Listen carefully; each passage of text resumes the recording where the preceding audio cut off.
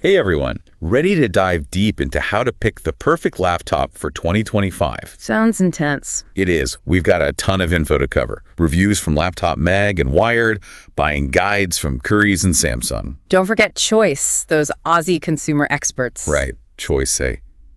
Okay, so much to unpack.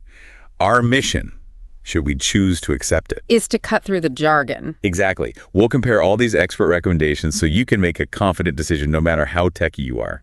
Sound good? Sounds like a plan. Where do we even start? Let's ditch the specs for a sec. Yeah. First, think about what you'll actually use this laptop for. Makes sense. Like, are we talking hardcore work, creative stuff, just browsing? Yeah. Currys breaks it down nicely. Productivity, creativity, browsing, gaming. Which one are you? Once you know that, it kind of dictates everything else. A workhorse laptop is different from a casual browsing machine. Totally. And then there's the portability factor. How often will you be on the go? Ooh, good point. That's where the whole screen size versus weight thing comes in. Right. Choice had a whole section on ultra portables. They're super light, but sometimes you sacrifice power or ports. It's all about trade-offs. Okay. Purpose and portability, check. Now let's talk operating systems. It's a whole new world out there. It's not just Windows anymore. We've got Windows, Mac OS, Chrome OS. Even Linux is still kicking around. So many choices. Choice and Wired have some strong opinions about which one reigns supreme. Well, Windows is like the old, reliable, right? Huge software library, tons of hardware compatibility. Yeah, familiar, but Choice did mention some downsides. Bloatware, security concerns. And don't forget, Microsoft is really pushing Windows 11 now. It's got that whole new look and features like Snap View. Then there's Mac OS, the cool kid exclusive to MacBooks. Choice loved their tight integration with Apple devices and the security features. But you're locked into Apple's world. True. Now, Chrome OS is having a moment. Wired was saying it's the king of browsing, super fast and secure. Runs great even on less powerful hardware. Perfect for casual users, schools, that kind of thing. But Wired also pointed out you're mostly limited to web apps. Though Android app support is getting better. It's about understanding those limitations. Right. And then we have Linux. Wired called it the ultimate tinkerer's OS. It's free, open source. Incredibly flexible, but Right. big learning curve. Definitely not for the faint of heart. Speaking of new and exciting, Qualcomm is shaking things up with their new Snapdragon X CPU. Oh yeah, what's the deal with that? Well, it's built on ARM architecture, supposed to give you crazy long battery life and always-on connectivity, like your smartphone, but in a laptop. Wow. And then of course Microsoft is jumping on the AI bandwagon with Copilot Plus Bulb. Designed to boost productivity. Imagine an AI that can search your whole computer, summarize meetings. Rate emails for you. Exactly. It's like having your own personal Jarvis. But here's the catch. Copilot Plus is only on Snapdragon X devices for now. Early adopters take note. Okay, let's move on to CPUs, the brains of the operation. We've got Intel's Core i series and AMD's Ryzen lineup. So many numbers and letters, it's enough to make your head spin. Right. Let's break it down. First, we've got the generation. Higher is better. Wired was saying a 14th gen Intel chip is going to outperform a 13th gen, even at the same clock speed. Newer means faster and more energy efficient. Then there's the performance level within each generation. i3, i5, i7, i9. Higher the number, the more power. Wired said an i5 is usually plenty for most people, but for gamers and creators, you might want to bump it up to an i7 or a Ryzen 7. Makes sense. And then there are the newcomers, Intel Core Ultra and AMD Ryzen 8000. Those are designed to go head-to-head with Qualcomm's Snapdragon X in that thin and light category, right? Yep. They're all about AI, packed with hardware that can speed up machine learning tasks and enable those futuristic features we're starting to see. So we've got our purpose, portability, OS, and CPU sorted. What's next? How much RAM do we actually need? Oh, RAM. Think of it as your laptop's short-term memory. Wired had this great analogy. RAM is like desk space.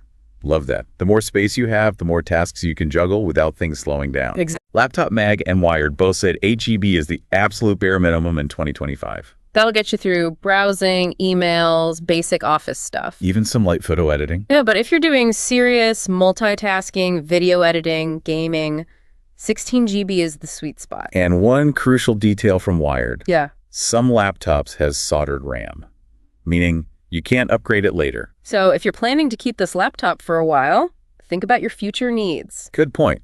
Now, on to storage. It's 2025, so SSDs are the only way to go, right? Absolutely. No comparison in speed compared to those old hard drives. Your laptop's going to boot up in seconds with an SSD. But Wired did make a good point. Not all SSDs are created equal. Right. You got NVMe, SATA, and eMMC. NVMe is the speed demon, fastest data transfers. SATA is older, slower. And eMMC is usually found in budget laptops. Technically an SSD, but much slower. Exactly. So how much storage should people aim for? Wired recommended at least 256 DBs, but if you're storing a lot of media or games, 512 GB or even 1 TB might be better. And just like RAM, storage is hard to upgrade later, so choose wisely. Now for the fun part. Screens. We're talking size, resolution, touchscreens, the whole shebang. Yeah. Choice and Laptop Mag break it down nicely. You've got 13-inch for ultimate portability, 15-inch for that sweet spot between size and mobility. And then there are the big boys, 17-inch laptops, practically desktop replacements. Right. Resolution-wise, Laptop Mag said 1080p is the minimum for decent viewing experience. Anything less will look pixelated, especially on those larger screens. But 4K is so tempting, those ultra-sharp displays. They are beautiful, but But Laptop Mag and Wired both warned about the battery hit. 4K screens are power hungry. so if battery life is a priority, stick with 1080p. But if you're a content creator who needs that resolution and you're mostly plugged in anyway, then maybe 4K is worth it. It's all about trade-offs, right? Speaking of, touchscreens are everywhere now. Laptop Mag said they're pretty much standard on 2-in-1s, those transformer laptops that turn into tablets. Great for note-taking, drawing, or those touch-optimized apps. Right. But on regular laptops, touchscreens are optional and often drain the battery faster.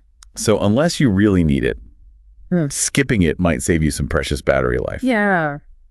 Okay, on to graphics. Do you need a dedicated GPU, or will integrated graphics do the trick? This is where things get confusing, right? For sure. Choicy and Laptop Mags do a good job explaining the difference, though. Integrated graphics are built right into the CPU. Meaning they're not as powerful. But for everyday tasks like browsing, watching videos, even light photo editing, they're perfectly fine. Yep. And Intel's Iris 6 graphics have gotten pretty good. Nice balance of performance and efficiency. But for gamers, video editors, Yeah. anyone who really needs to push those pixels, a dedicated GPU is a must-have. Right. They have their own dedicated memory, which means they can handle those complex graphical tasks much more efficiently. Laptop Mag went all in on current-gen graphics cards from NVIDIA and AMD. Yeah. On the NVIDIA side, you've got the GeForce RTX series. The RTX 4050 and 4060 are popular for mid-range gaming laptops. And for the ultimate power, there's the RTX 4070, 4080, even 4090. Wow. Absolute beasts. Right. And then on the AMD side, you've got the Radeon RX 7000 series. With the RX 7600S and RX 7700S holding their own in the mid-range. And for the high end, the RX 7800S and RX 7900S. Ready to handle anything you throw at them. So, do you need a dedicated GPU? If you're a gamer, video editor, 3D modeler, The answer is a resounding yes. But if you're using your laptop for everyday stuff. an integrated graphics chip will probably be more than enough. So we've talked about all the core components that make a laptop tick. But there's more to consider than just raw specs. Yeah, absolutely. It's those little details that can make or break your experience. The things reviews often gloss over: keyboards, touchpads, ports, Webcams. all that good stuff. Stay tuned. We're going to dive into those crucial details next. All right, let's get into those nitty-gritty details that can seriously make or break your laptop experience. Yeah, the stuff that can really impact your day-to-day use. Like keyboards and touchpads. Laptop Mag and Wired were all over this. Right. They're your main way of interacting with the machine. Comfort and functionality are key. Totally. Imagine spending hours typing on a cramped, mushy keyboard. No thanks. Laptop Mag talked about things like tactile feedback, key travel, the spacing between keys. It should feel responsive, not like you're typing on a marshmallow. And don't forget backlighting for those late-night work sessions. Game changer. Huge difference. Now, touchpads. Wired's big on accuracy and responsiveness. You don't want your cursor flying all over the screen with the slightest touch. And those multi-touch gestures, like pinch to zoom, two-finger scrolling, they can seriously speed up your workflow. Laptop Mag recommended looking for laptops with precision touchpad drivers for Windows users. Makes the experience so much smoother. Oh, and this is a blast from the past. Some Lenovo laptops still have that little red pointing stick, the track point. The track point. I haven't seen one of those in ages. Some people swear by it, though. They say it's more efficient and comfortable than a touchpad. Interesting. Okay, let's talk ports. Seems like manufacturers are on a mission to get rid of them these days. Wired had a good point about USB-C and Thunderbolt 4. They're the most versatile and future-proof ports out there. Yeah, they can handle data transfer, video output, even charging. So important to have at least one or two USB-C ports. And if you can find a laptop with Thunderbolt 4, even better. Thunderbolt 4 is super fast for data transfer. You can even connect external GPUs for a graphics boost. Imagine turning your lightweight laptop into a gaming powerhouse. That's pretty cool. But what if your laptop doesn't have the specific ports you need? Like HDMI for an external monitor or an SD card reader. Then you're stuck with those little dongles. Not the most elegant solution, but sometimes necessary in this world of ultra-thin laptops. True. All right, let's move on to webcams. With all the remote work and video calls these days, a decent webcam is more important than ever. Definitely. Wired said 1080p resolution is becoming standard now. A huge improvement from those grainy 720p webcams we used to have. It'll actually look good on those Zoom calls. And while we're on the topic of video calls, a good microphone is crucial too. You don't want people struggling to hear you over background noise. Some laptops have surprisingly good built-in mics, but for crystal clear audio, an external microphone is always a good investment. Agreed. Okay, next up, battery life. A big one for anyone on the go. Yeah, those manufacturer claims can be misleading. Oh, absolutely. Laptop Mag really stressed the importance of real-world testing. They have this intense battery test where they simulate a typical workday browsing the web over Wi-Fi. Look for laptops that can last at least 8 hours or more on their test. Ideally, you want something that can power through a whole workday without needing a recharge. And if you're a frequent traveler, fast charging is a must. No one wants to be tethered to an outlet all day. Speaking of travel, durability is another key factor. Laptops go through a lot. Bumps, drops, maybe even a coffee spill here and there. Chayesi was all about choosing a well-built laptop, ideally with metal chassis. It'll last longer and withstand the wear and tear of daily use. And pay attention to the hinge design too. A flimsy hinge is a recipe for disaster. Absolutely. Some laptops even have spill-resistant keyboards, which is a godsend for clumsy folks like me. Lifesavers. Yeah. All right, we've talked features, let's talk brands. Does brand reputation really matter when choosing a laptop? It's definitely something to consider. Choice has done a ton of research on laptop reliability and customer satisfaction. Some brands consistently rank higher than others. They actually named Apple the best laptop brand for 2024.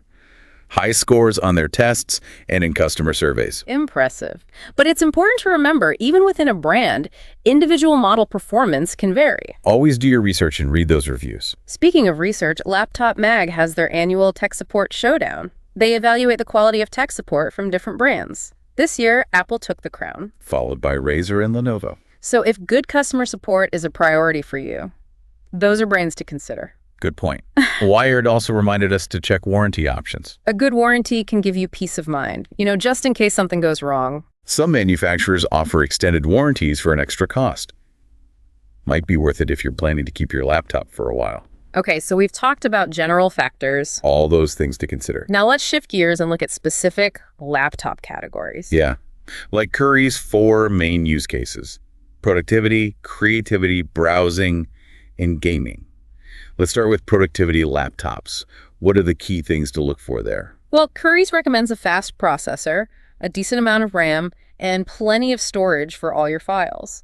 A comfortable keyboard and long battery life are must-haves too.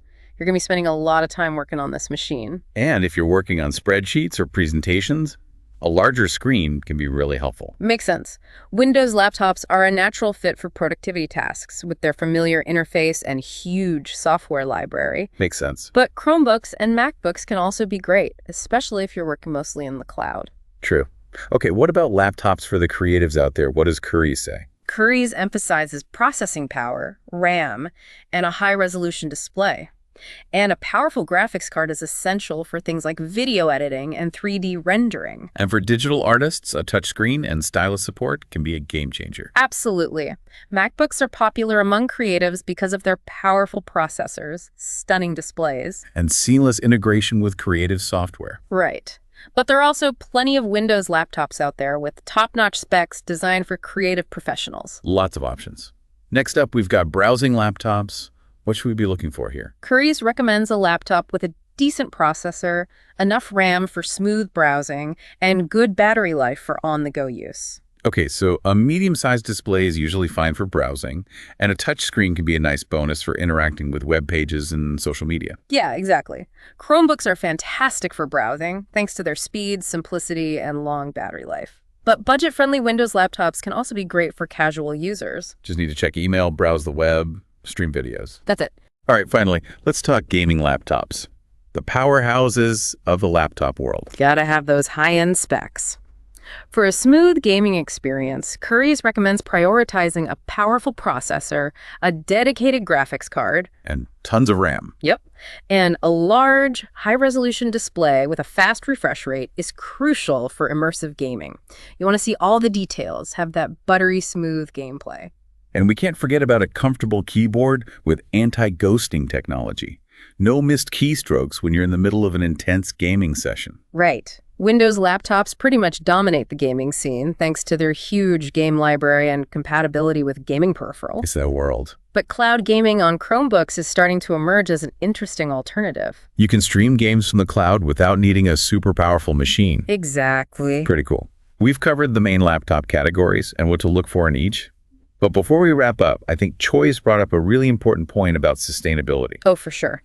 As consumers, we need to be more mindful of the environmental impact of our tech purchases. Laptops are often less upgradable and repairable than desktops. Glued-in components, soldered RAM. It makes it difficult, if not impossible, to replace parts, which can lead to more electronic waste.